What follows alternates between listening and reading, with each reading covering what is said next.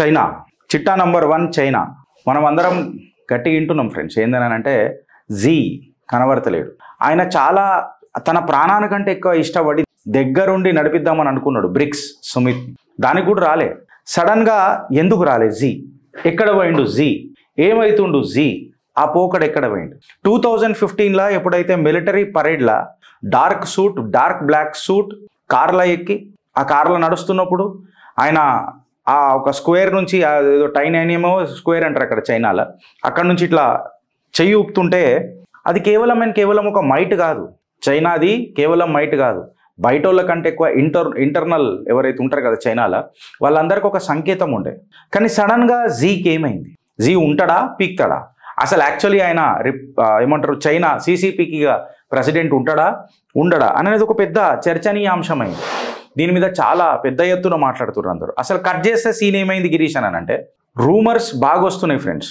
దగ్గర ఒక గత రోజుల నుంచి చిన్ షిన్ అని ఎవరైతే వాళ్ళ తల్లిగారు ఉన్నారో, అమ్మగారు ఉన్నారో జీకి, చైనా ప్రెసిడెంట్ జీ తల్లి ఎవరైతే ఉన్నారో చిన్ షిన్, ఆమె కనబడతలేదు అని చెప్పి చాలా రోజుల నుంచి చెప్తున్నారు.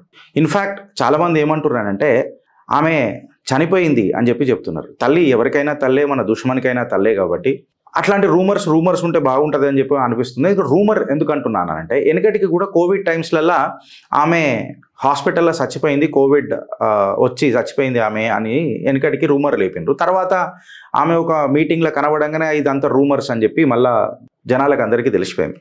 సో చిన్ షిన్ గారు ఇలా బతుకున్నారా చచ్చిపోయినరా అని అనేది ఒక పెద్ద క్వశ్చన్ మార్క్ అయింది. ఇన్ఫ్యాక్ట్ ఇప్పటిదాకా చైనీస్ అఫీషియల్స్ దీని మీద ఏం కమెంట్ చేస్తలేరు.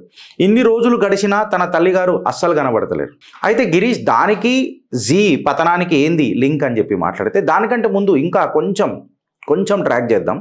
మన ఎవరైతే జీ సతీమణి ఉన్నారో ఆమె కూడా 40 రోజుల నుంచి ఏ యొక్క ఇంపార్టెంట్ కార్యక్రమాలలో కూడా చైనాలో మీకు కనబడతలేదు. అయితే చైనీస్ కమ్యూనిస్ట్ పార్టీ కూడా ఇంతవరకు ఏం అఫీషియల్ అనౌన్స్మెంట్ చేయలే ఇలా తల్లిగారి పైన కానీ లేకపోతే ఇలా భార్య గారి పైన కానీ. ఇంతవరకు చైనీస్ కమ్యూనిస్ట్ పార్టీ ఎటువంటి కమ్యూనికేషన్ అనౌన్స్మెంట్ ఇంకా చేయలే.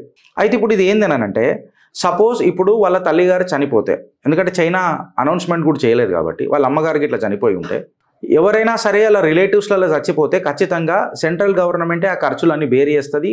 గవర్నమెంట్ లాంఛనాలతో వాళ్ళ లాస్ట్ రైట్స్ ఏవైతే ఉంటాయో, ఫ్యూనరల్ రైట్స్ ఏవైతే ఉంటాయో అవి చేస్తారు. ఇప్పటిదాకా అట్లాంటి అనౌన్స్మెంట్ కూడా ఎక్కడ రాలేదు.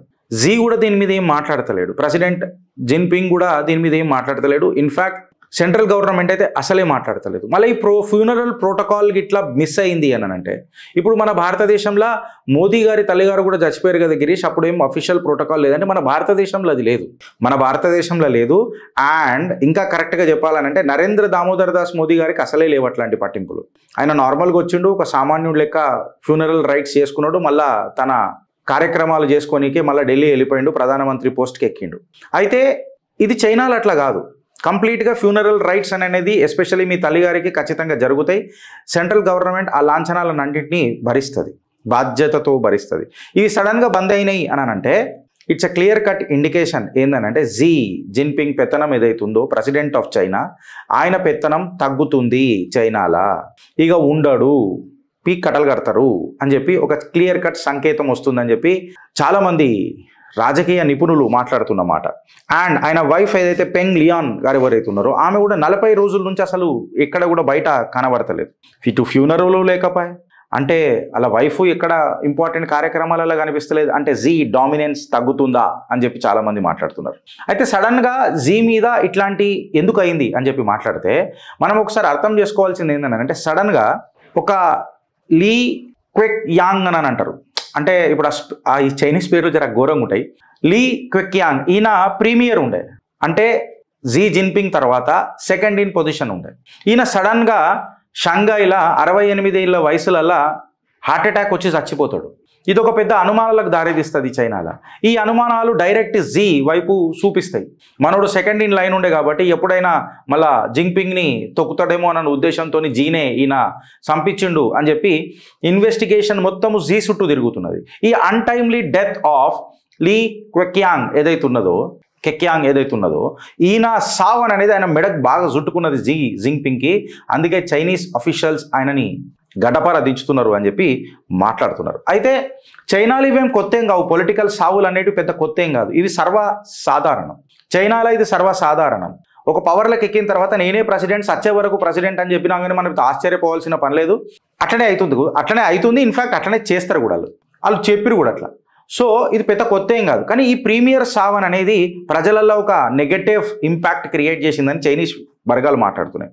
ఈ అండర్ గ్రౌండ్ ఇన్వెస్టిగేషన్ వర్క్ జీ సూట్ ఏదైతే తిరుగుతున్న చూడు చైనీస్ అధ్యక్షుడు వైపు, ఇది చాలా క్రిటికల్గా మూవ్ అవుతున్నది, దానికే జీ భయపడుతున్నాడు అని చెప్పి చెప్తున్నారు. అయితే 2015ల 70th military world war II తర్వాత 70th మిలిటరీ పరేడ్ అని చెప్పి చైనా చేసింది. అప్పుడు 2013లో మనోడు వచ్చిండు అనుకుంటా, 2012 2013 వచ్చిండు, నాకు కరెక్ట్గా డేట్స్ గుర్తులేవు, జీ ఎప్పుడు ప్రెసిడెంట్ అయ్యిండు. ఆయన వచ్చిన 3 సంవత్సరాలల్లో చైనా మిలిటరీ పరేడ్ చేసింది. ఆనాడు ఔరా చైనా అని చెప్పి చైనా యొక్క ఎక్స్పాన్షన్ స్ట్రాటజీస్, చైనా యొక్క గ్లోబల్ స్ట్రాటజీస్, జియో పొలిటికల్ సినారియోల చైనా ఏ రకంగా రూపురేఖలు మారుస్తుందో, చైనా ఎక్స్పాన్షన్ స్ట్రాటజీ ఏ రకంగా ఉంటుందో దీని మీద ఒక అవగాహన క్రియేట్ చేయడానికి ఆ మిలిటరీ పరేడ్ చేశారు. ఆనాడు ఆ మిలిటరీ పరేడ్ దృశ్యాలు కూడా చిత్రగుప్త్ ఇలా మీ దగ్గరికి తీసుకొని వచ్చింది ఫ్రెండ్స్. ఆ రోజు పోకడతో ప్రతి పోస్టర్ పైన జీ, ఆయన ప్రతి చెయ్యి లేవడితే ఆడ ఒక్కొక్క దద్దరిల్లిపోయింది చైనా మొత్తం ఆ రోజు. ఇన్ఫ్యాక్ట్ చైనీస్ అఫీషియల్స్ అందరూ పరేడ్ చేసుకుంటా ఒక గర్జన, చైనా యొక్క గౌరవం ఏ రకంగా ఉంటుందో చూపించారు. China's large military parade marks national day అని చెప్పి ఆ రోజు దాన్ని చేసిండ్రు. ఆ రోజు ఫోటో కూడా మనం జీది పెట్టిన బ్లాక్ డార్క్ సూట్ల జీ జింగ్పింగ్ ఏ రకంగా పోకడలో పోతుండో చూడు. అంటే ఇది ఇప్పుడు మీరు అంటారు, గిరీష్ ఏంది ఇది, ఈ లొల్లేంది, ఇది కాదా, మన దగ్గర కూడా రిపబ్లిక్ డే అవుతుంది, రిపబ్లిక్ డే అయినప్పుడు ఇవన్నీ ఇట్లా డిస్ప్లే అవుతుంది, మన దగ్గర కూడా పరేడ్ అవుతుంది, ఇదేం కొత్త అని అంటే మనది వాళ్ళది డిఫరెన్స్ ఉన్నది. ఎందుకు అని అంటే ఇవాళ మనం గుర్తుపెట్టుకోవాల్సింది ఏంటంటే, ఇవాళ జీ మిలిటరీ పరేడ్కి వస్తాడా అంటే 80 సంవత్సరాల మిలిటరీ పరేడ్ ఇప్పుడు మళ్ళా జరగబోతున్నది. దానికి వస్తాడా అని అంటే అఫీషియల్ పేపర్స్ వస్తాయా రావా అనే దాని మీద కూడా చర్చ చేద్దాం ఇవాళ చిత్రగుప్త. దానికంటే ముందు ఇంకొకటి ఏందని అంటే మనం అందరం గుర్తు చేసుకోవాల్సింది, ఆల్రెడీ ఇది జరిగింది. బ్రిక్ సుమిత్కి జీ వస్తున్నాడు అని అంటే అఫీషియల్స్ ఎవరు చెప్పలేకపోయినారు, ఇన్ఫ్యాక్ట్ క్లియర్గా చెప్పలేకపోయినారు. ఆయన లాస్ట్కి రాలే. బ్రిక్స్లో డామినేట్ చేసేదే చైనా, బ్రిక్స్లో ఒక క్రౌన్ జెవుల్ లెక్క ఆత్మై నడిపిందే జీ. ఇలా బ్రిక్స్కే రాలేదు అని అంటే ఆయన దిగుతున్న ఫారిన్ పాలసీలా జీని ఎంత దూరం పెడుతున్నారు అనేది ఒకసారి మీరు అర్థం చేసుకోరు ఫ్రెండ్స్. మన భారతదేశంలో ఇవి సర్వసాధారణంగా ఉంటాయొచ్చు, ఎందుకంటే ఇక్కడ institutions, democracy, preamble of the constitution, రాజ్యాంగం ఆడ పెద్ద పీట ఉంటుంది, అది వేరే విషయం కాంగ్రెస్ ఎమర్జెన్సీ టైంలో. కానీ బట్ బై అండ్ లార్జ్ భారతదేశంలో రాజ్యాంగానికి విలువలు ఎక్కువ ఉన్నాయి. చైనాలా తీసుకున్న డెసిషన్స్ లీడర్స్కి విలువ ఎక్కువ ఉంటుంది. సో బ్రిక్స్ సుమిత్కి అలా జీ రాలేదు అని అంటే ఖచ్చితంగా ఆయన ఫారిన్ పాలసీ ఇక ఆయన ఇక లేడు అని చెప్పి ఒక సంకేతాలు మెల్లమెల్లగా మార్కెట్లో వదులుతున్నారు వాళ్ళు. అన్నిటికంటే పెద్ద కీలకమైన ఘట్టం ఏంటంటే central military commission vice chairman Zhang Youxia led a heavily armed military patrol. Central military commission vice chairman armed military patrol 12 గంటల పాటు బీజింగ్లో జరిపిండు. క్లియర్ కట్గా జీకి సంకేతం ఇచ్చిండు, బిడ్డ నీ కుటుంబాన్ని చూస్తున్నాం. జీ ఈ మాటలు ఎందుకంటున్నా ఫ్రెండ్స్ నేను అనంటే, జీ మాట్లాడిన 2 మాటలు చాలా కీలకం. నా ఫ్యామిలీ జోలికి రాకండి, నా ఫ్యామిలీని ఇళ్ళకు గుంజకండి, అండ్ చైనా ప్రజలకు ఒక మెసేజ్ ఇవ్వకండి, జాతీయవాదం ఉన్న యువకులు మళ్ళా ఎవరు పుట్టకపోవచ్చు అంటే నాలాంటి ఒక జాతీయవాదిని మీరు చంపుతారా అనే సంకేతం జీ స్టేట్మెంట్లలో మనకు కనబడుతుంది. ఇలా అన్ఎక్స్ప్లెయిన్డ్ డెత్స్, మల్టిపుల్ సీనియర్ ఆఫీసర్లు గాయమైపోయినారు, growing pressure from the party leadership, ఇవన్నీ లీడర్షిప్ చేంజ్ కోసం దారితీస్తున్నాయి చైనాలా అని చెప్పి మాట్లాడుతున్నారు. And moreover Xi health కూడా మంచిగా లేదు, secret handling of the mother's death ఎట్లా అది బయటికి కూడా రానియలే, చైనీస్ అఫీషియల్స్ కూడా రానియలే. అయితే ఇక్కడ క్లియర్ కట్గా ఒకటి ఏందనంటే చైనీస్ కమ్యూనిస్ట్ పార్టీ 2015లో ఏదైతే పరేడ్ చేసిందో ఇప్పుడు మళ్ళీ 2025లో టియాన్మెన్ స్క్వేర్ దగ్గర ఒక పరేడ్ చేస్తుంది, మళ్ళీ మిలిటరీ పరేడ్. ఈ మిలిటరీ పరేడ్ అనేది అవుట్ సైడర్ల కోసం కాదు, కాకపోతే ఈ పరేడ్ ఎవరికి తెలుసా ఫ్రెండ్స్, ఈ కంప్లీట్ పరేడ్ 2025లో ఇన్కటికి 2015లో కూడా జరిగింది. ఈ పరేడ్ బయటోళ్ళకి కాదు, బయటోళ్ళకి తెలుసు చైనా సామర్థ్యం ఏందో.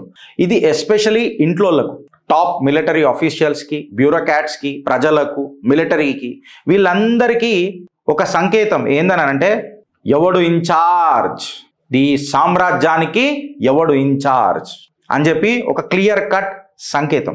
ఎవడైతే ఈ చైర్ మీదకి ఈ స్క్వేర్ మీదకి ఎక్కి టయానియం స్క్వేర్ మీదకి ఎక్కి ఇట్లా చెయ్యి ఊపుతాడో, ఇట్లా కారెక్కి నడుస్తాడో వాడే చైనాల మొగోడు, మొనగాడు, తోపు, తురుము. ఇలా స్టేట్ చైనా కౌన్సిల్ ఆఫీస్ ఒక ప్రెస్ రిలీజ్ చేసింది. ఏమని చేసింది అని చెప్పి మాట్లాడితే ఈ మెసేజ్ పెట్టింది. నేను మీకు క్లియర్ కట్గా ఆ పేపర్ కటింగ్ చైనీస్ ఆఫీషియల్స్ల చైనీస్ లాంగ్వేజ్లో ఉంటుందో దాన్ని ఇంగ్లీష్లో ట్రాన్స్లేట్ చేసి నేను పెట్టిన. General secretary of the CPC, central committee, president of the people's republic of China and chairman of the central military commission Xi Jinping will inspect the troops. ఇది చాలా important line friends. Jinping will inspect the troops అంటే ఏవైతే రక్షక బలగాలు ఇక్కడ నిలబడ్డాయో వీటిని ఆయన చూస్తున్నాడు. అంటే ఆయననే తోపు అని చెప్పేది. అయితే ఆయననే తోపు అని చెప్పిన తర్వాత మళ్ళీ నీకు ఏమనుమానం వచ్చింది గిరీష్, ఇంతగానో ఊరిస్తున్నావు ఇవ్వాలనంటే ఈ స్టేట్మెంట్ భలా ప్రెస్ నోట్లో మాట్లాడినరు అఫీషియల్స్. అంటే ఆ ప్రెస్ నోట్లో వాళ్ళు మాట్లాడినరు అని అంటే యాజ్ ఇట్ ఈజ్గా దాన్ని దించాలా, యాజ్ ఇట్ ఈజ్గా ప్రెస్ వాళ్ళు కూడా దాన్ని అట్లనే రాయాలా. చైనీస్ అఫీషియల్ ప్రెస్ మీడియా ఉంటుంది కదా, యాజ్ ఇట్ ఈజ్ రాయాలా. మీ లెక్క నా లెక్క ఏదైనా ఇంటర్ప్రిట్ చేసి ఏదైనా వక్రీకరించి మాట్లాడతా అంటే సీదా ఛాతీలో 2 బుల్లెట్లు దిగుతాయాడ. మన లెక్క ఉండదు, డెమోక్రసీ పేరుకే ఆడ నడిచేది మొత్తం డైరెక్ట్గా డిక్టేటర్షిప్పే. Communist party of China decide చేసిందని అంటే కేల్ ఖతం, దుకాణం బంద్. అయితే ఆ పేపర్లలో ఏం రాసిరు తెలుసా, ఈ వర్డ్ మిస్ అయింది, విల్ ఇన్స్పెక్ట్ ద ట్రూప్స్. ఇప్పుడు చూడండి, this is not a routine line, it's a symbolic confirmation that is still the commander in chief. Symbolic representation, జీనే కమాండర్ ఇన్ చీఫ్ అనండి. బట్ సడన్గా ఈ సెంటెన్స్ మిస్ అయింది. ఎట్లా అనంటే పీపుల్స్ డైలీ ఇంకా పిఎల్ఏ డైలీలా ఏమని రాసిన రోజు చూడండి, every word of the front page of the people dialogues goes round of the political waiting. 3-4 సార్లు చూస్తారు పేపర్లలో ఏమొస్తుంది అని. అది చూసినాకనే, రివ్యూ చేసినాకనే, కన్ఫర్మేషన్ ఇచ్చినాకనే పేపర్లలో పడుతుంది. కాకపోతే సడన్గా విల్ ఇన్స్పెక్ట్ ద ట్రూప్స్ అనే లైన్ మిస్ అయింది. ఈ లైన్ మిస్ అయింది అని అంటే ఇక మీరు అర్థం చేసుకోండి ఫ్రెండ్స్, జిన్పింగ్ ఆటలు బంద్ అయినాయా? జిన్పింగ్ ఆటలు బంద్ అయినాయి అని అంటే ఇక చైనాలో కొత్త ప్రెసిడెంట్ వస్తున్నాడా? మిలిటరీ కూప్ చైనాలో స్టార్ట్ అయిందా? ఈ ఒంటెత్తు పోగడలిగా నడవై సాలిగా నువ్వు చైనాతో ఆడుకున్న నాటకాలన్నీ సాలు అని చెప్పి చైనా ప్రజలకు ఒక సంకేతం పోయిందా? లేక ఇట్లాంటి పిఎల్ఏ డైలీల చైనీస్ మీడియాలో ఇట్లాంటి స్కూప్స్ బయటికి ఇడుస్తున్నది చైనా అని అంటే ఇది ఒక సంకేతమా? అంటే ఎవరైతే జిన్పింగ్ సపోర్టర్స్ ఉంటారో మాస్ ప్రొటెస్ట్లు జరగకుండా అన్నీ సక్రమంగా జరుగుతున్నాయి, జర మీరు కూడా చక్కగా ఉంటే మంచిగా ఉంటుంది అని. ప్రొటెస్ట్ల కాడికి వస్తే జిన్పింగ్ జీవితం కూడా ఆడికనే మొదలైంది ఫ్రెండ్స్. ఎట్లా అంటే లేబర్ రిఫార్మ్స్ అవుతున్నప్పుడు ఆయనని జువెనైల్ కోర్టులలో పెట్టిండ్రు, జువెనైల్ జైళ్ళలో పెట్టిండ్రు. అప్పుడు ఒకసారి ఆయన జైలుకి తప్పించుకొని ఇంటికి వస్తే వాళ్ళమ్మ మళ్ళీ పోయి అఫీషియల్స్కి తీసుకుపోయి ఆయనని అరెస్ట్ చేయించింది. ఎందుకు అని అంటే ఇంక 2 పిల్లలు ఉన్నారు. చైనీస్ అఫీషియల్స్ మీలాగా నాలాగా ఉండరు, భారతదేశంలో ఉన్నట్టు ఉండరు. వాడెవడో పోతాను ఆడ దాచిపెట్టి లేడు అట్లా ఉండదు. ఇంట్లోనే అరెస్ట్ చేస్తారు వాళ్ళని సపోర్ట్ చేసినందుకు. సో ఇట్లాంటి తత్వం వాడు ఉన్నది కాబట్టి వాళ్ళ అమ్మాయిని అరెస్ట్ చేసింది. సో కొంచెం కోల్డ్ రిలేషన్షిప్స్ ఉండే ఇద్దరికి, అంత గట్టిగా లేకుండే వాళ్ళిద్దరు రిలేషన్షిప్ అని అంటారు. కాకపోతే జిన్పింగ్ ఇప్పటిదాకా ఎదగడానికి కారణం కూడా వాళ్ళ తల్లిగారే అని చెప్పి చెప్తారు రాజకీయ నిపుణులు. అయితే ఇప్పుడు ఇక్కడ తెలవాల్సింది ఏంటంటే తల్లిగారు బతుకున్నారా లేరా? సపోజ్ దురదృష్టవశాత్తు ఆ తల్లి చచ్చిపోతే ఆ పరమేశ్వరుడు ఆమె ఆత్మకు శాంతి కలిగేయాలని ఇట్లాంటి నిజంగా చెప్తున్నా కదా, బయటికి కూడా రాలే చూడు. అంటే ఇంతగానం ఎంత సీక్రెట్గా ఉంటుంది చూడు చైనా. ఈడ నడుస్తుంది అట్లా, భారతదేశంలో అట్లా చేస్తే ఆహా అని చెప్పి మాట్లాడతారు. ఆ ఫ్యూనరల్ రైట్స్కి కూడా ఆమెకు లాంఛనాలతో జరగలేదు అని చెప్పి చెప్తున్నారు నిపుణులు. అట్లా జరగకపోతే ఖచ్చితంగా జిన్పింగ్ యొక్క పతనం మొదలైంది, ఇన్ఫ్యాక్ట్ మొదలైంది కూడా. దీనివల్ల భారతదేశానికి ఏం లాభం ఉంటుంది అని అంటే ఒంటెత్తి పోకడలు బంద్ అవుతాయి. ఈ ఎక్స్పాన్షన్ స్ట్రాటజీ ఆఫ్ చైనా ఏదైతుందో దానికి చెక్ పడుతుంది. ఇన్ఫ్యాక్ట్ భారత్ ఒక ఆర్థిక దిగ్గజం లెక్క ఎదిగే ఛాన్స్ గట్టిగా ఉంటుంది, ప్రొవైడెడ్ మన లీడర్షిప్ గట్టిగా ఉండాలి, మన డిప్లొమసీ గట్టిగా ఉండాలి, మన ఫారెన్ పాలసీ గట్టిగా ఉండాలి. ఏదైతే ఎక్స్పాన్షన్ స్ట్రాటజీ చైనా పెడుతుందో భారత్ దానికి చెక్ పెడుతూనే వచ్చింది. ఇప్పుడు ఇంకా గట్టిగా పెట్టుడు మొదలవుతుంది. బికాస్ చైనా, నాకే ఇంత ఇన్ఫర్మేషన్ తెలుసుంటే చైనా గురించి, మనకే ప్రజలకే ఇంత ఇన్ఫర్మేషన్ తెలుసుంటే మన రక్షక బలగాలకు, జేమ్స్ బాండ్కి, ప్రధానమంత్రి ఆఫీస్కి ఇంకెక్కువ తెలిసి ఉంటుంది. సో కంప్లీట్గా ఈ జిన్పింగ్ వల్ల మనకు వచ్చిన లాభం ఏం లేదు. ఇన్ఫ్యాక్ట్ ఎన్నో దేశాలను నాశనం పట్టించిండు, అప్పుల కుప్ప చేసి. సో వాడికి కూడా అదే జిందగీ కర్మ రిటర్న్స్ అని అంటారు కదా. నువ్వు ఏదైతే ఇత్తనం నాటుతావు బంతిపువ్వు ఉడుతుంది అని చెప్తాను నేను. సో నువ్వు ఏదైతే ఇత్తనం నాటినావో నీకు ఇవాళ అదే మళ్ళా రిటర్న్ తిరిగి వస్తుంది. That is what we called as కర్మ. దీని మీద మీ అభిప్రాయం ఏందో జర చెప్పురి ఫ్రెండ్స్. మేము మాట్లాడిన డాట్స్ కనెక్ట్ చేయండి. అలా అమ్మ చచ్చిపోవడము, లాంఛనాలు లేకపోవడము, బ్రిక్స్ సుమిత్కి ఆయన రాకపోవడము, ఆయనని పంపించకపోవడము, ఫారిన్ పాలసీలు ఆయనని పెట్టకపోవడము, దాని తర్వాత టయానియన్ స్క్వేర్ ఏదైతే ఉంటుందో ఆ పరేడ్లో, మిలిటరీ పరేడ్లో విల్ ఇన్స్పెక్ట్ ద ట్రూప్స్ అని చెప్పి ప్రెస్ మీట్లో మాట్లాడి ప్రెస్ డైలీలా అవి రాకపోవడం, ఇవన్నీ దేనికి సంకేతాలు ఇస్తాయి? మీ అభిప్రాయం కూడా జర చెప్పురి ఫ్రెండ్స్. కంటెంట్ నచ్చితే ఒక నలుగురికి షేర్ చేయరు ఫ్రెండ్స్. అండ్ మీ కమెంట్ రూపంలో ఒకసారి భారత్ మాతాకి జై అని చెప్పి కూడా చెప్పురు ఫ్రెండ్స్. భారత్ మాతాకి జై.